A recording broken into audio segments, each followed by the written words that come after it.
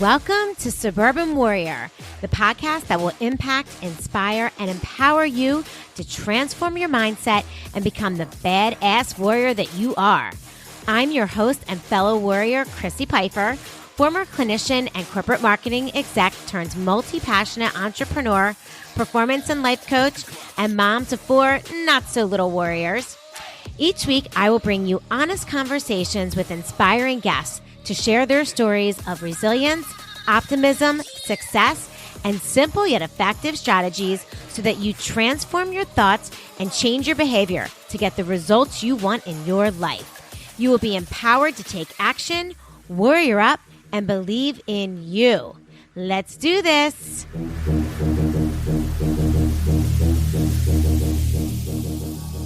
What's up, my fellow Suburban Warriors? Thank you so much for joining me today on the Suburban Warrior podcast. I am really excited to welcome our guest today because we are going to have a really honest and authentic conversation about, one of our favorite things to talk about, which is alcohol and drinking. And so today I'm welcoming Jenn, aka SoberSis. She's an empty nester. And people ask her all the time what she's going to do in the next season of her life. Well, you're looking at it. She feels passionate about making it safe for women to have a conversation about alcohol without judgment, labels, or rules.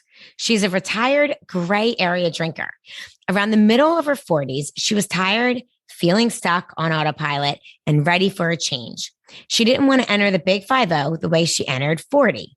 She took a closer look at her life, her health, mental, physical, and spiritual, and began to find out ways to have more energy, better sleep, and really stay present in her own life. She began to realize wine wasn't doing her any real favors. In fact, it was undoing a lot of hard work during the day. She likes to call it the detox just to retox loop. It had also become like an emotional crutch to lean on during the times of anxiety or even boredom. So she started the 21-day reset for women because she wanted to share what she has learned and experienced firsthand. Currently, close to 20,000 women from all over the world have participated. It's more of a sisterhood and a real community of women pursuing being present and sober-minded. Each person has the opportunity and space to renegotiate their relationship with alcohol. They are not a sobriety club, although many of us do choose to enjoy an alcohol-free lifestyle. Welcome to the podcast, Jenn. I'm so excited to have you here. I love it. Thank you for having me. It's so fun to hear you read that out loud and think, wow, I know the journey and the story and the hard work behind that, and excited to have this opportunity to talk with you today. Yeah, absolutely. And I'm really thrilled to have you here to talk about it because, I think that you approach this alcohol and being sober-minded in a very different way. And I think it's a conversation that especially women, ages 45 to 55 and, even probably 40 to 60, we have a lot, we have had this conversation a lot with our friends, how we drink, how it makes us feel. And it's such a personal thing to each and every one of us because we all react so differently to alcohol. And a lot of us have experiences, such as myself, of really loving and enjoying alcohol. I mean, I loved to drink in my 20s. It definitely started to change in my 30s when I started having kids, and it affected me differently. And in my 40s, it's like every time I drink, feel like I just got hit with a Mack truck, like literally. So it has been finding, balance and what works and that sort of thing. But let's hear your story about sort of what made you decide that, okay, it was time for a change. Yeah. Well, for me, and I know, like you said, I love what you said about how our stories are each so different and so personal. Our own relationship with alcohol being so unique. And that's why I really think there are a lot of paths and a lot of roads to figuring this out. And some of us started drinking at a much younger age than others. I was a little bit later to the party type drinker. I really didn't start drinking on a social routine, habitual basis until my young 30s.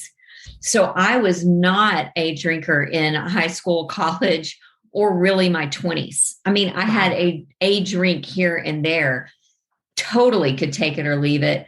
99% of the time chose to leave it because it just didn't appeal to me for whatever reason, which is funny because when I did start to kind of change my lens towards drinking, I was an adult, I was a married mom, and it was going to create a different set of circumstances in my life than it would have had I been younger. So I think it wasn't that I was trying so hard to avoid drinking. It just wasn't on my radar. And then when it came on my radar, I felt a little bit late to the party because I was a working mom. And that's how drinking really started kind of in my life. I kind of, built the business with my husband, built our family. It was like the building years weren't when I was drinking. It was once I kind of plateaued and had kids that were starting to get school age, and I was starting to work outside of my home again. And that's when I found myself at happy hours. Now, all of a sudden, people are like, hey, Jen, have a drink with us. And I'm like, you know what? I think I will. Like, why wouldn't I? Yeah, exactly. There's no reason why I wouldn't. Right. And again, it had not been a big deal. I think in college for me, I went to a pretty big state school, was very active in a sorority. And I think for me, it was actually sobering to be in that environment and just have the personality that I do. I really didn't want to lose control. By the time I was in my young 30s, I wanted to kind of lose a little bit of control. I'd been in control all day long, controlling a lot more things than I'd ever tried to control when I was younger. And so drinking for me was really something of a release. It was a way to socialize all of a sudden as an adult, obviously very socially, not only acceptable, but really promoted and glamorized. And I just bought right in. I mean, like, game on. This is awesome. Let's go. And so that was how I would describe my mindset really in my 30s, was kind of catching up. Don't worry, I caught up. I had a few epic fails along the way trying to catch up. That was not fun. As a 33-year-old mom. We've all been there, that's for sure. Yeah, had a few of those, learned real quick. But for me, and again, all of our stories are unique, so this is just my experience. I never had that wild and free abandon with drinking that I think a lot of people might have experienced when they were younger, even just for a window of time, because I was already a married mom, responsible adult. There was already a mental tug of war going on inside of me of being responsible, letting loose, trying to find the equilibrium where I don't go too far either way. I'm not rigid, and I'm also not just losing my mind. I want to unwind. I want to reward at the end of the day. How do I do that and maintain who I am? And for me, that was a challenge as well. And that's what I ran into in my 30s, was trying to negotiate that and figure that out. In fact, even when I was 38, I'm 50 now, by the way.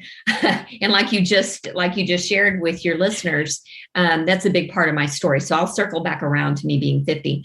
But when I was in my late 30s, about 38, I'd been drinking on a very regular basis, for most of my 30s, and did start to feel like, wow, mentally, spiritually, emotionally, this is getting too big in my life. Like, I'm really looking forward to 5 o'clock.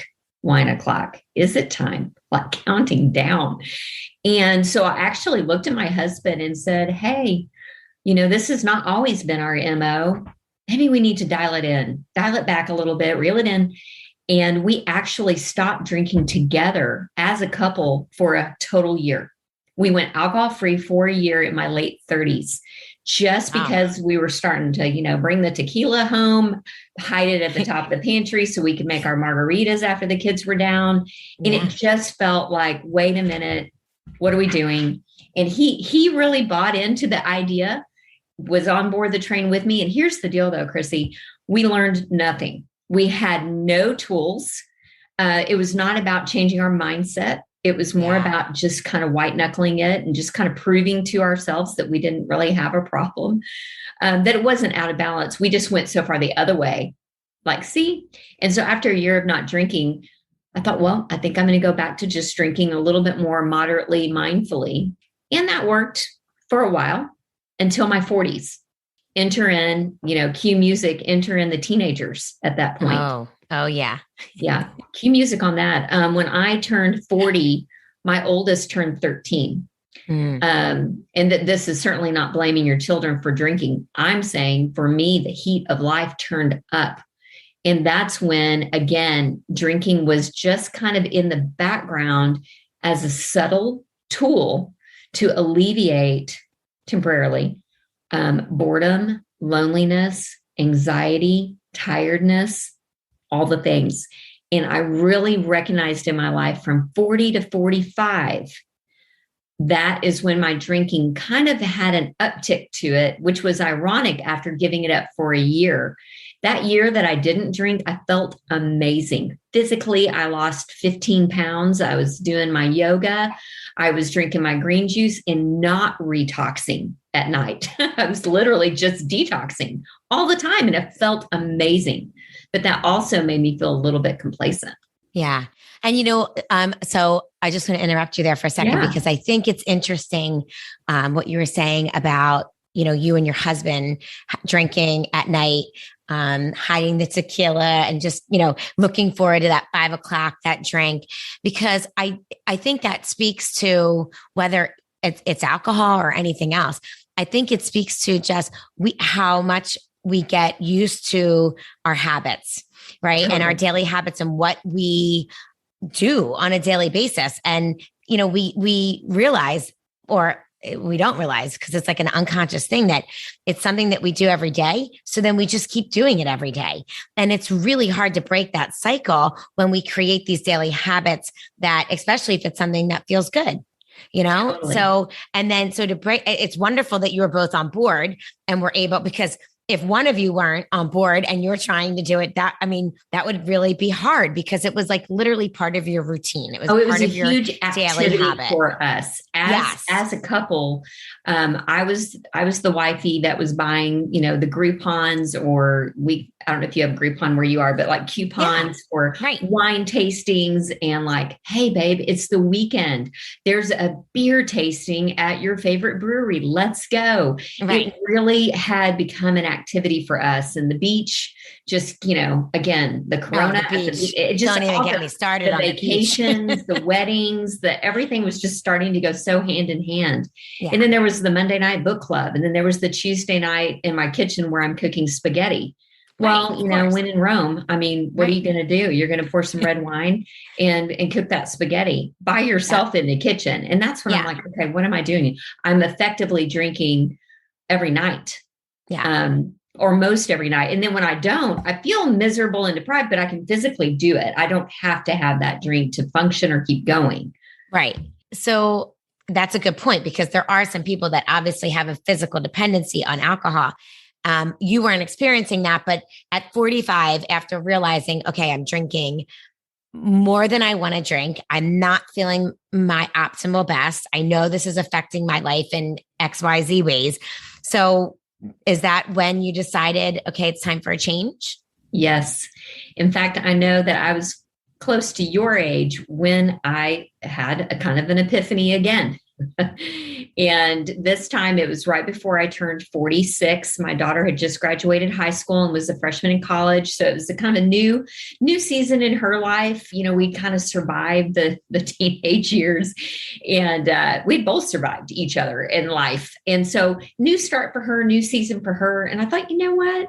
It can be a new season for me too. I don't have to become a professional patio drinker as an empty nester. I can maybe. And I still had a younger one at home, but I thought, maybe I really can do something different with my life. Like, really, what am I going to do when my kids are grown and flown, as they say? And of course, I didn't know I'd be doing SoberSis, but I definitely knew that God had something more for me than what I was experiencing, which was a bit of a Groundhog Day kind of life.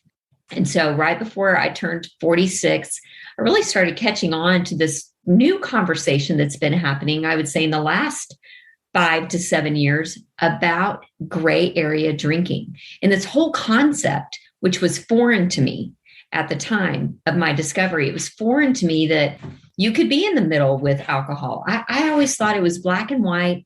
all or nothing. Either you can take it or leave it, and alcohol is just fun for you, or you're full blown alcoholic, like, end of the line, or, AA is the only option. And it's certainly an option, but what if that doesn't resonate or fit, or you just feel like, you're on the highway, you're on the drinking highway. It is kind of a one-way direction. But what if you could take an earlier exit off the highway, pull over at a rest stop, pop the hood, look into it, and then decide if you even want to get back on the highway, or if you do, get in the right lane. Don't have to get in the left fast lane and crash and burn at the end. What if there was a way? And so I really began researching, listening to podcasts, reading books. There is just a wealth of information out there. And I really started investing in myself to learn, not just to quit, because I'd already done that before, and it did not last. Now, this time was kind of different, though. My husband was not on board for stopping or quitting or altering his drinking per se. And that's okay. Because really, before, when I got him on board, I think it helped me not drink that time. But again, I didn't have the resources or tools that I'm excited to share with women now. I really just had him. And I think that's very, very difficult for women out there or spouses that are trying to do this alone without exterior support. Because this was my path. This was my lane, my journey. And it really didn't involve anyone else having to change for me. I needed to change for myself from the inside out, and not depend on my circumstances to change, the people around me to change, other people's drinking habits to change. It was going to have to be the inside job. So explain to me, what do you mean by gray area drinking? What is that? Yeah. Well, a gray area drinking is really, even kind of formally, I guess you could say, described as someone who has the physical ability to stop drinking on their own. And again, I think that that's an important distinction, because there is a drinking spectrum, and further down the line on that spectrum, there's about 10% of heavy drinkers that really do fit in that physical addiction category, where you may need more help. But for many, I would say the bell curve, the majority of drinkers that are starting to feel like a misalignment, like there's something that is just not adding up in your life, and something's not working. And if you could dial it down and really pinpoint it to what is a common denominator, for me, I knew the lead domino was drinking. Was I wanting to sleep better? Yes. Was I wanting more energy? Yes. Did I want to lose a few pounds? Yes. Did I want better skin? Yes. Did I want a better filter at night with my, conversations without having a few? Yes, I did. So I wanted all those things, but I knew the lead domino for me would be getting a grip on this habit, this routine, this autopilot lifestyle with drinking, and really bring in that sober-minded presence. And so that gray area, you can stay in that gray area for a long time. And when I say that, what I mean is I didn't have an external happening that caused me or forced me to change. I didn't get a DUI. I never got in trouble. If you looked at my drinking amongst other people, I looked like everybody else. Right. All of my friends, drink. The majority of them in my real life here, drink, and going out to dinner with the girls. I was a very moderate, tame, in control looking drinker. In my mind, in my emotions, I did feel a bit enslaved to it, like out of control. Like, I don't really want to drink 3 or 4, but I might as well. I'm already 2 in. I wanted more control, and I couldn't get control over an addictive substance without knowing more about the substance itself. Just, what is alcohol? Like, please, somebody explain it to me. And that was helpful. Okay. So when you got to a point where, like you said, in your mind, it was getting to be too much, where you feel like waking up feeling yucky and low energy, and knowing that it was basically from the alcohol. Yes.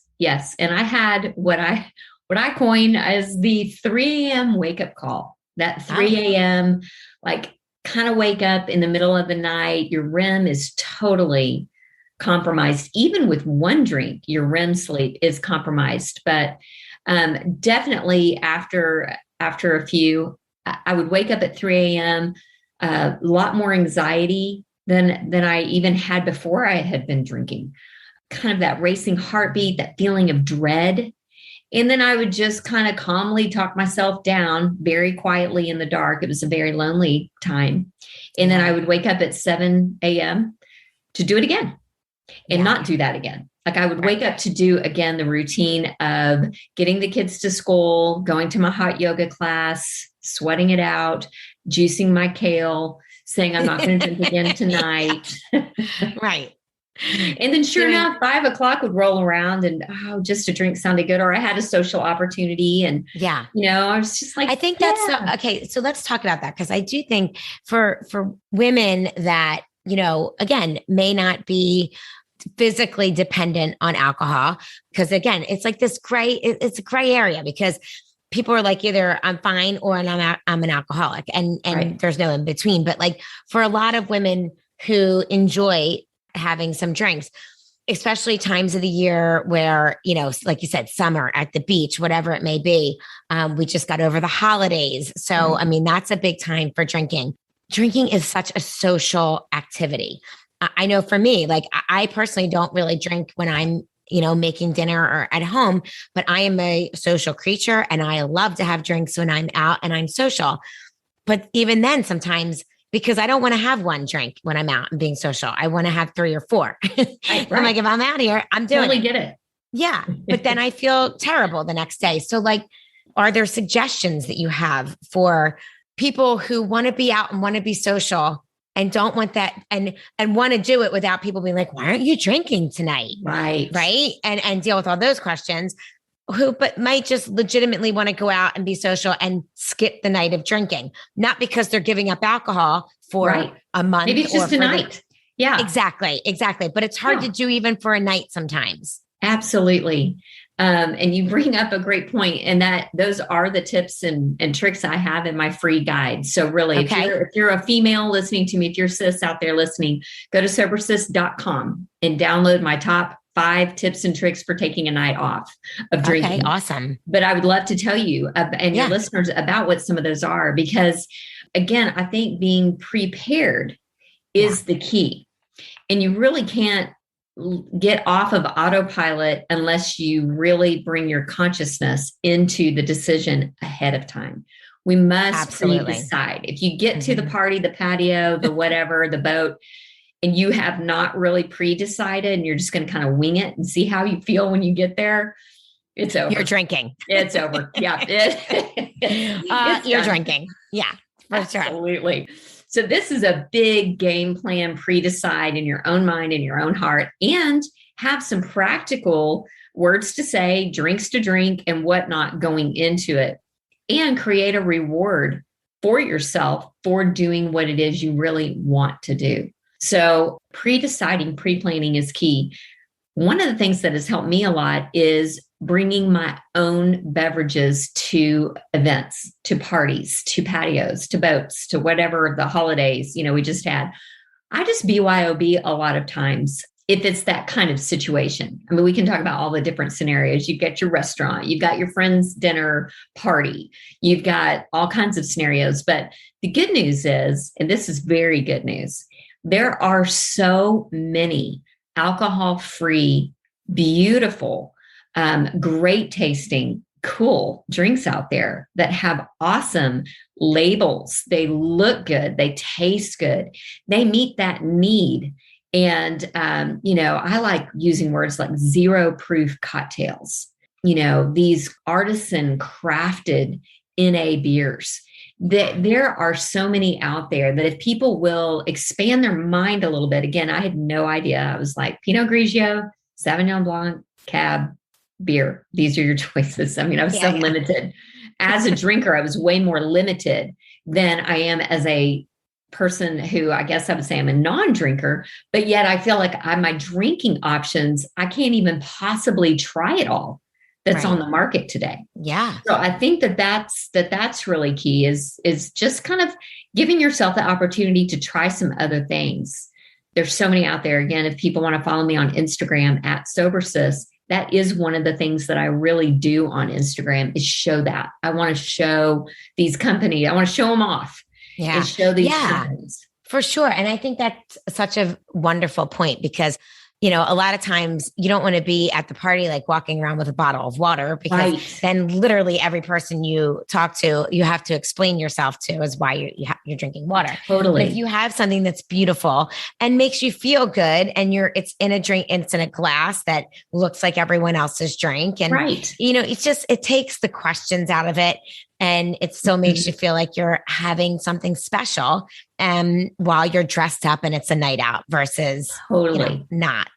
Yes. I have certain drinks that I save, like I save them for that. Right. And they really do. It's like a reward. Yeah. Yes. Like a real experience and a real treat. You know, I don't have them every night. A lot of nights I do just want tea or lemon oil in my water. But when I go out, you know, or I've also learned how to ask for what I want at a bar with a bartender at a restaurant.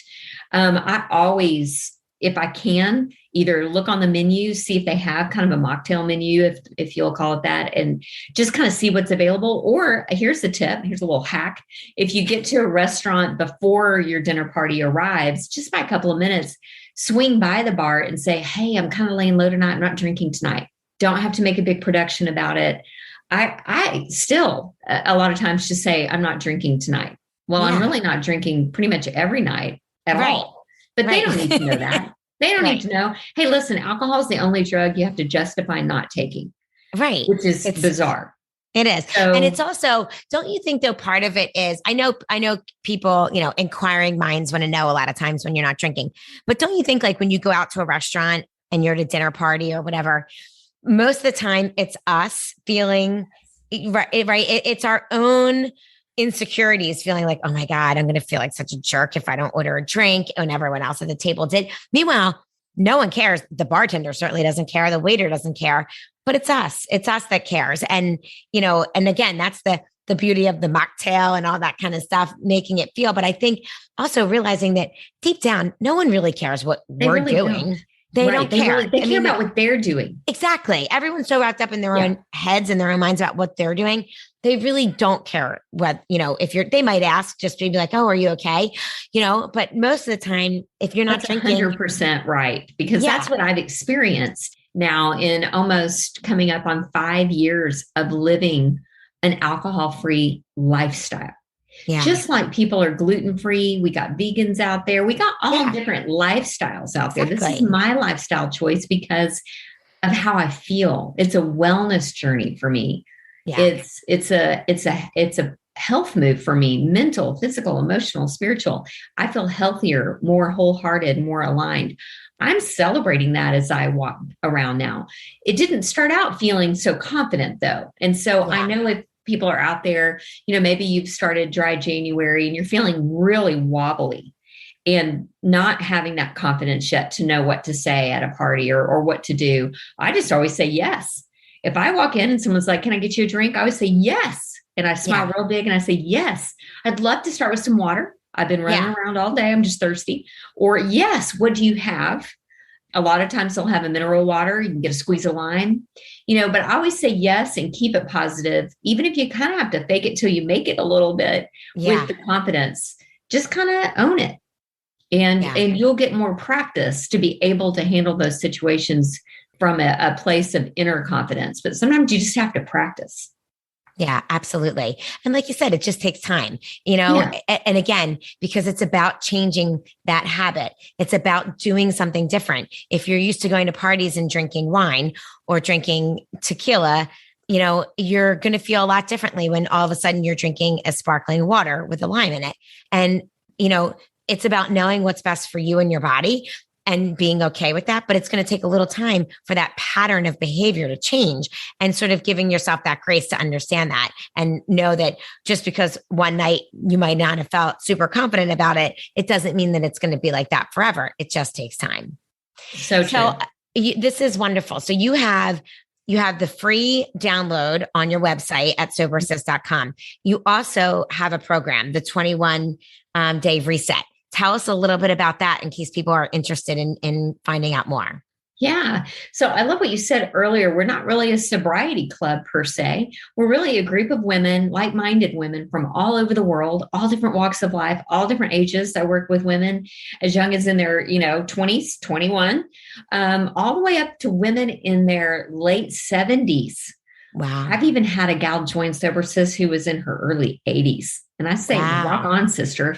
It is never too early and it is never too late to change your relationship with alcohol. And again, whether people are wanting to drink less or maybe explore not drinking at all, SoberSis really has a place for that conversation. I really started the 21-day reset challenge in an effort to bring the practical tools, a lot of the science that I learned that has really helped me understand cravings and understand the habit loop and understand why I was up against that pull and that desire that I kind of didn't have earlier that day, like what was going on. So I bring in a lot of practical tools and science, but really the secret sauce, if you will, of SoberSis is our connection. Yeah. We have a tremendous network, like I said, of women from all different walks of life, but with this like-minded goal of wanting to talk about alcohol without the labels, without the judgment, without the shame. You don't have to walk in the door, so to speak, and decide. You can actually come into the conversation, take a break with us, just tap the brakes, pull off the drinking highway, learn a lot, and then you decide how alcohol fits in for you, or if it does. And if you find that, wow, 21 days, I'm just really scratching the surface, because you really are, then there's more that I have to offer. But I think a starting point, just a good spot to start, is not saying always, never, or forever, but just going, okay, 21 days, it's not even 30 days. What if I just set drinking down so that I could actually look at it closer, but get a clear mind to do so? And that's really what we do in the reset. That's awesome. Well, that sounds like an amazing program. And I love the fact that, like you said, a lot of it is about the connectivity, because you know what? We can't really do anything on our own. It's about believing in ourselves, but it's about leaning on each other and having a community to support us along the way. So I would encourage all of my listeners, if you are interested in learning more about Jenn and about SoberSis, definitely check out her website at SoberSis.com. You can download the free guide there, as well as check out her 21-day reset. And like Jenn mentioned earlier, you should certainly follow her on Instagram at SoberSis. And Jenn, thank you so much for being here with us today and for sharing your story and for sharing all this amazing information that you have. Yeah, thank you so much for the opportunity to do it. Loved it. Yeah. Absolutely. Well, guys, you can find me at Suburban Warrior on Instagram. And as always, we hope you enjoyed listening to this podcast. Please feel free to subscribe, rate, and review the podcast. We love hearing from you. And we will see you next week with another amazing warrior story to share with you. Until then, have a great week, guys.